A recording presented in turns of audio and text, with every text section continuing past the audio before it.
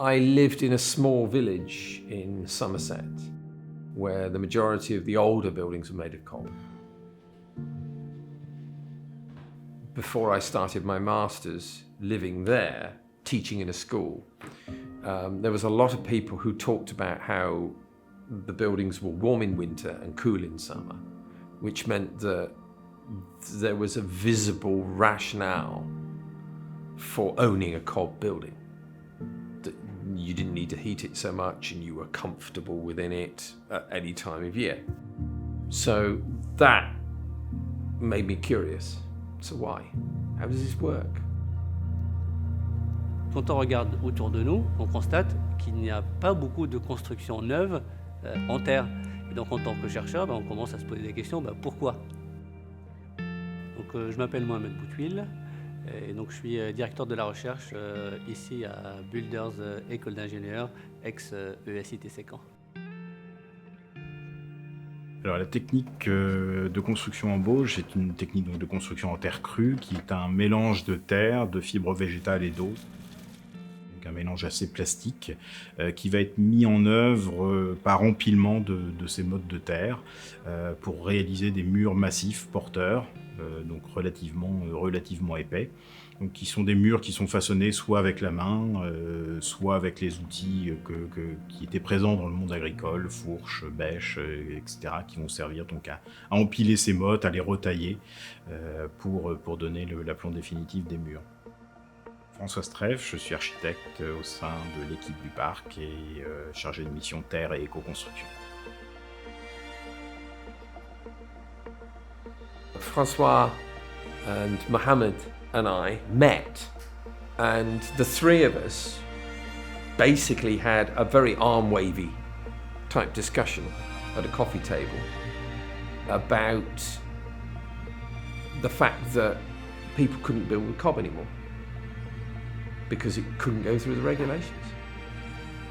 And that was one of the big kind of starting points to this. Actuellement, donc la filière terre crue en France a des freins à son développement, donc qui sont identifiés, il y en a plusieurs. L'un des freins, c'est le manque de documents scientifiques et techniques pour que les assureurs puissent se positionner et dire allez-y, c'est bon, c'est une technique qui fonctionne bien. Alors que pour autant, on a un très beau patrimoine en terre crue, avec une grande diversité de constructions qui ont fait leurs preuves. Mais on manque de données de retour de terrain. Alors, le projet Cob Bauge, c'est un projet qui vise à faire en sorte que cette technique puisse répondre à la fois aux différentes réglementations, notamment thermiques, qui s'imposent à nous aujourd'hui. De proposer la terre avec ses spécificités, parce qu'on connaît à la fois ses limites et ses avantages, en tant que solution constructive moderne.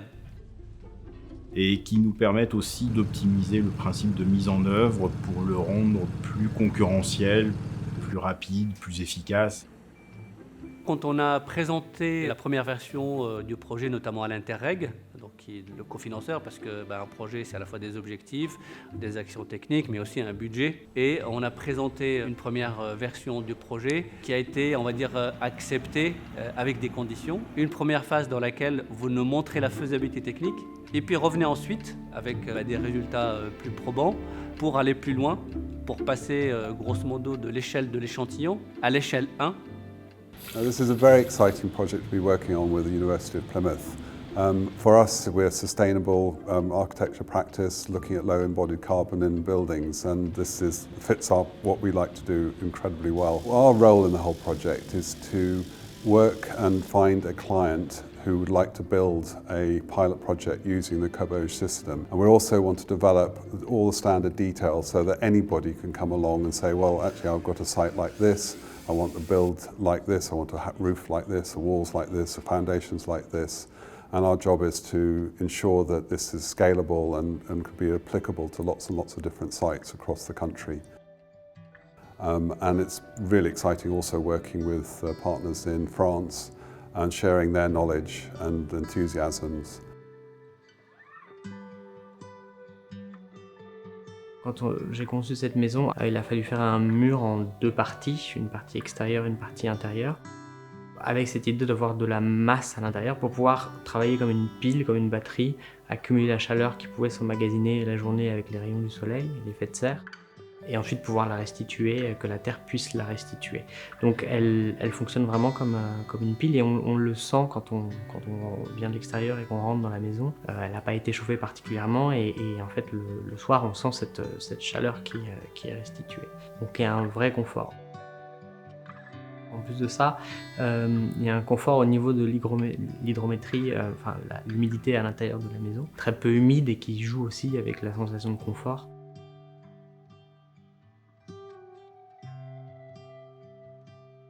On a un matériau qui a de bonnes qualités et qui ne sont pas mises en avant, comme la régulation de l'humidité à l'intérieur du bâtiment. Et donc nous, ce qu'on voulait, c'était du coup avoir un matériau qui garde ces propriétés-là, mais qui permet de passer les réglementations thermiques actuelles. Et donc là, le but c'était de garder la formule de départ. On va avoir des fibres, de la terre et de l'eau, mais du coup de moduler ces différents composants pour arriver à quelque chose qui soit porteur, donc qu'on puisse fabriquer la maison qu'avec ce type de matériaux, mais aussi qu'il y ait une certaine isolation. Donc on est parti sur une espèce de sandwich avec d'un côté la partie porteuse et de l'autre côté la partie isolante.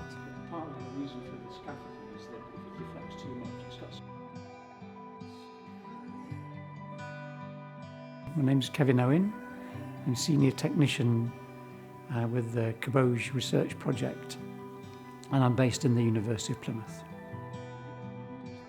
The idea was that we tested samples of soil and organic materials to make cob. So my job was to make the tiles, to make the cob tiles, and then to put them through the machine and get the results out of it that feeds into then our data.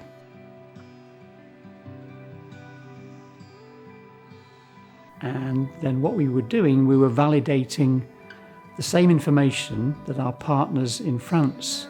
So they would do their tests using exactly the same material, and then we would compare results. Gladly, the results were very similar. Donc là, la phase 1, c'était vraiment essayer de trouver des mélanges qui marchent.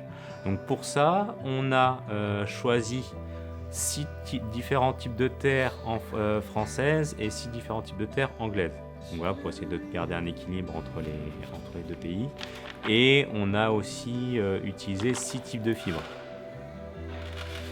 In the laboratories at the university, we built a pair of full-size test walls using our new material. My name is Dr. Jim Carfrae. I am a researcher on the Caboge project, and my particular focus is on leading the technical research in the laboratories. The tests we're performing on these full-size walls will actually go into 2 distinct stages. So the first stage is to apply loads that represent the weight of a conventional building. So that is designed to show that the walls are strong enough, and we don't expect anything to happen except that we will have a visual representation of a lot of weight on top of each wall, and we'll be recording any slight movement in the wall. We've got little gauges, we're taking 3D photographs of it, so we'll see exactly how the walls behave, but we don't expect them to fail, because if they fail, then the whole project has failed. Là, sur la phase 1, ça a été fait vraiment un travail de laboratoire. Donc, qui dit travail de laboratoire, dit moyens de laboratoire, donc qui n'ont pas complètement simulé ce qu'on peut avoir sur chantier. Laboratories are very closed spaces. You can control virtually everything. Là, il y avait forcément une nécessité de passer de l'échelle laboratoire à l'échelle pilote. When I co-wrote the Caboge project's document, we wrote in the fact that we start with small samples, then we go to medium samples, then we go to big samples, and then finally we're going to build a building. One in France, one in the UK, and we're going to measure it. that's the only way, really, to find out actually how does the building tick. Donc on a tout de suite pensé à construire un petit prototype qui nous permette en fait de réunir différents contextes constructifs, la réalisation de différents types d'ouvertures, la gestion des angles, la répartition des planchers, l'accroche d'une charpente, etc. Donc on a conçu ce petit prototype comme réunissant toutes les difficultés techniques auxquelles on pourrait confronter. C'est-à-dire qu'il nous sert à voir aussi comment on peut optimiser l'organisation du chantier, de manière à aussi travailler sur l'optimisation du temps de mise en œuvre, ce qui a évidemment un impact sur le coût final de construction de ce type de mur. L'ensemble du prototype est appareillé de manière à ce qu'on puisse suivre la manière dont il se comporte pendant la phase de mise en œuvre. Tout au long de la construction du bâtiment, nous avons mis en place des sondes de température et de teneur en eau. Et ces sondes vont permettre de suivre la cinétique de séchage des matériaux. Et dans un second temps, pendant la phase d'exploitation du bâtiment, nous allons pouvoir suivre les transferts de chaleur et d'humidité. Les données sont liées aux mesures effectuées par la station météo que nous avons installée sur chantier. On fait des échantillons qui retournent en laboratoire pour vérifier qu'on a bien évalué la bonne quantité de fibres, la bonne quantité d'eau, qu'on obtient les bonnes densités.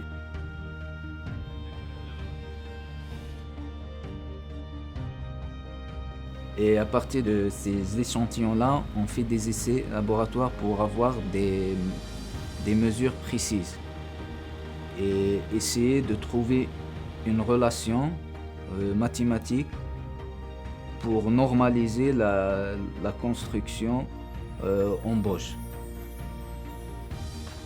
La conductivité thermique, les phénomènes de retrait de tassement, l'apparition ou non de fissures dans les parois et la compréhension de la cinétique du séchage, tout ça c'est des phénomènes que nous pouvons étudier en laboratoire ou que nous pouvons aussi vérifier sur chantier.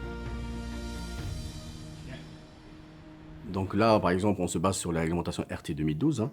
Donc c'est pour ça, en fait, les constructions de Bauge traditionnelles, ils ont des épaisseurs qui sont entre 60 et 70 cm. Il y a une autre réglementation qui va sortir, où là, nous, on se base sur cette réglementation pour essayer de tirer le maximum d'informations nécessaires afin d'être conforme à cette réglementation. Il y a des modélisations thermiques qui se font pour essayer de répondre à la réglementation thermique. Au niveau structurel, il y a des normes aussi, donc c'est voir les déformations, voir la construction si elle est stable quand il y a un séisme, tassement du sol et ainsi de suite. Donc les résultats qu'on va avoir au sein de ce projet vont nous aider en fait à modéliser.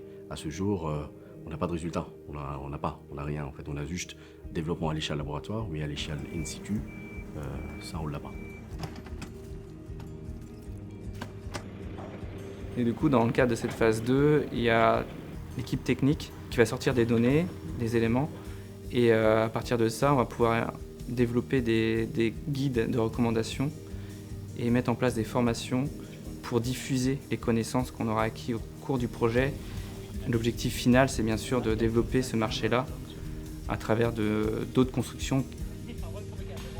On n'a pas d'entreprise qui ne bosse que la Bauge aujourd'hui. C'est de toute façon toujours plus ou moins un complément. Ce sont quasiment toutes à la base des entreprises qui sont issues de la maçonnerie et qui ont complété leur savoir-faire avec la mise en œuvre de la Bauge de façon traditionnelle. Donc le champ d'entreprises dont on dispose pour appliquer en fait ces recherches-là sont principalement des entreprises issues de la filière rénovation et de la filière éco-construction.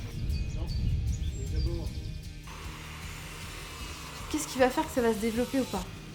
La prise de conscience des maîtres d'ouvrage de vouloir mettre en place des matériaux sains et qui sont respectueux de l'homme et de l'environnement. Aujourd'hui, on se retrouve devant un paradoxe qui est assez fort, où on a des matériaux qui sont très polluants, comme le parpaing et la laine de verre, qui sont très polluants, donc on sait que ça va coûter cher à nos enfants et à nos petits-enfants en recyclage. Donc ils sont pas chers maintenant, par contre ils coûteront cher plus tard. Et on le voit déjà maintenant, par exemple avec l'amiante, on se retrouve avec des matériaux qui sont très coûteux quand il faut les enlever, les recycler. J'ai l'impression que sur le bâtiment c'est pareil, on va toujours au moindre coût. Inversement, la terre crue, aujourd'hui on est un peu plus cher au moment de l'appel d'offres du chantier, mais par contre on sait que c'est un matériau qui, en recyclage ou en réparation, vraiment coûte pas cher. Le procédé, c'est un procédé qui reste quand même cher, qui reste coûteux. Ensuite, ça n'empêche pas de réfléchir à construire partiellement avec ce procédé, de savoir le mettre au bon endroit pour qu'il ait le maximum d'intérêt thermiquement et structurellement, et ensuite de le compléter avec un autre type de construction. C'est une ressource locale qui est transformée par des hommes et des femmes localement pour devenir un habitat. Et c'est vraiment, ça permet de faire de l'économie circulaire. Donc là, on a travaillé, nous, à partir de différents sols qui ont été étudiés en laboratoire. On en a retenu que quelques-uns au final pour faire ces prototypes. Mais a priori, tout type de sol peut être utilisé en construction. L'intérêt pour nous, c'est aussi de pouvoir montrer que le sol issu des fondations de la maison ou de fondations ou de travaux de terrassement voisins de la construction peuvent être utilisés, mobilisés pour éviter des transports de matières premières de très loin. Et donc de réduire par là aussi l'impact carbone dans la construction. I mean, one of the things that I would say to you was I went to a construction site very close to where I live, and there was 10,000 tons of soil that had been dug out of the foundations, ready to build 48 units. If you assume approximately 100 tons is needed for each property, there's easily enough soil being dug out of the foundations if the soil was appropriate, etc., etc. But just that tantalizing possibility of being able to use what's being dug out of the ground as the walls is very powerful. Il faut penser à tout le cycle de vie du bâtiment. Construire en terre, c'est être responsable de son impact, de la trace qu'on laisse sur terre. We see that Cobauge will form an important part of that repertoire of materials that construction companies can use. L'idée, c'est de maintenant amener des entreprises avec des compétences réelles sur la construction en terre pour qu'elles puissent s'emparer des résultats de la technique Cobauge et puis de l'offrir en fait, et de la présenter et de la proposer aux maîtres d'ouvrage et aux bureaux d'études. So we can kind of look at more extreme weather events. We're looking at hotter peaks and lower troughs as well. So the future of Cobb might be very much climatic as well as pragmatic. C'est une pierre à l'édifice, tout le monde amène sa petite pierre à l'édifice pour qu'on avance et puis qu'on construise de plus en plus en terre crue. Je pense que Cobauge est une belle mode de terre, l'édifice de la construction en terre. Oui. La terre, c'est pas le premier matériau auquel on pense quand on veut construire. Et là, moi en tout cas, j'ai senti autour de moi et en dehors du cercle des chercheurs et des scientifiques qui travaillent sur le projet, un intérêt et la confiance pour qu'on puisse construire et massifier, parce qu'il y a un mot aussi très important, c'est la massification. Ce qu'on souhaite, c'est pas juste avoir une maison par-ci, une construction par-là.